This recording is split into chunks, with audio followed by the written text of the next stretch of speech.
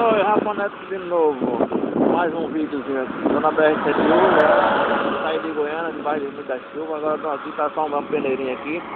Fazer um vídeo aqui até a entrada de Ponta de Pera. Pra vocês aí, ver como é que tá a situação. Não vai dar pra escutar muita voz, mas vamos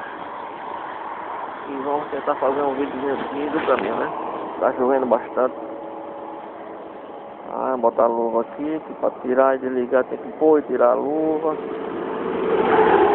Agora aqui nossa BR é complicada, mas vamos que vamos.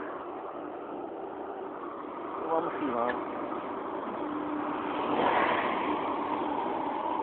Agora vamos nessa, vamos nessa, vamos nessa, vamos nessa. Não sei porque eu estou insistindo em ir na Ponta de Pera, mas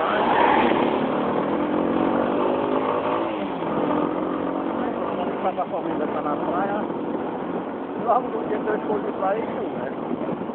Fazer o que, né? A roupa de chuva que estava na bolsa para não estar pesado, não vai chover.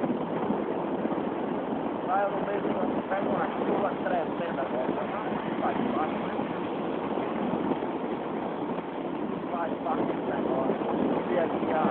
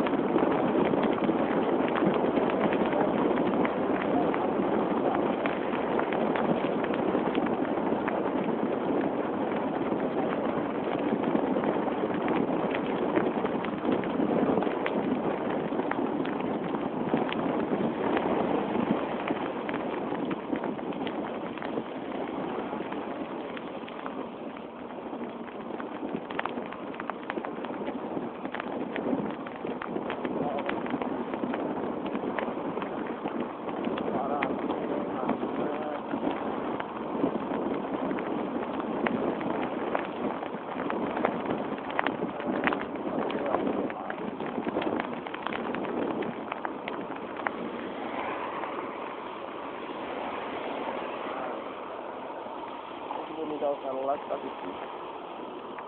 A situação tá difícil. Tá chovendo muito, tá molhando. Então eu vou ter que desligar aqui que a situação tá muito difícil. Corta abaixo até o próximo vídeo.